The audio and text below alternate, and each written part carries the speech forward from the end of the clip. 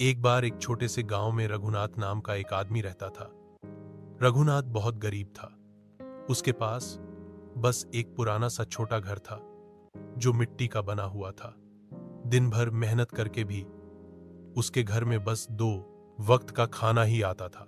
लेकिन एक बात सब लोग जानते थे, रघुनाथ जितना गरीब था उतना ही ईमानदार था। गांव वाले जब भी कोई काम करते, पैसा गिनने के लिए या सामान संभालने के लिए रघुनाथ पर भरोसा करते। एक दिन गांव के सेठ ने अपना सोना भरा थैला गलती से रघुनाथ के खेत के पास गिरा दिया।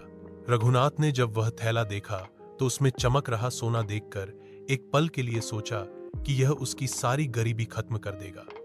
लेकिन अगले ही पल उसने अपने मन से कहा, यह मेरा नहीं है, मैं ईमानदार हूं और ईमानदारी ही मेरी असली दौलत है।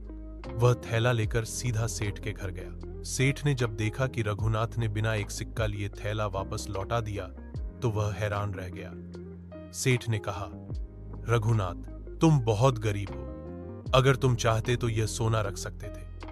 मैं तुम्हारी ईमानदारी का बदला जरूर दूंगा। सेठ ने रघुनाथ को अपने गोदाम का मुहाफिज बना दिया और उसकी ईमानदारी के कारण उसका जीवन धीरे धीरे सुधरने लगा।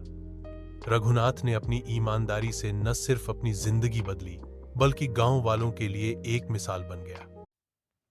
एक बार एक छोटे से गांव में रघुनाथ नाम का एक आदमी रहता था। रघुनाथ बहुत गरीब था। उसके पास बस एक पुराना सा छोटा घर था जो मिट्टी का बना हुआ था। दिन भर मेहनत करके भी उसके घर में बस 2 वक्त का खाना ही आता था। लेकिन एक बात सब लोग जानते थे, रघुनाथ जितना गरीब था उतना ही ईमानदार था। गांव वाले जब भी कोई काम करते, पैसा गिनने के लिए या सामान संभालने के लिए रघुनाथ पर भरोसा करते। एक दिन गांव के सेठ ने अपना सोना भरा थैला गलती से रघुनाथ के खेत के पास गिरा दिया।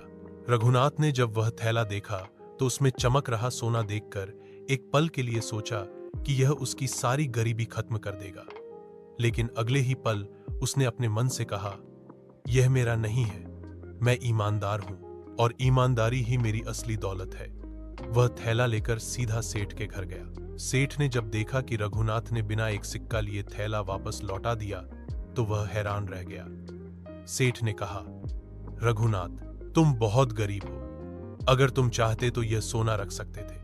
मैं तुम्हारी ईमानदारी का बदला जरूर दूंगा। सेठ ने रघुनाथ को अपने गोदाम का मुहाफिज बना दिया और उसकी ईमानदारी के कारण उसका जीवन धीरे धीरे सुधरने लगा। रघुनाथ ने अपनी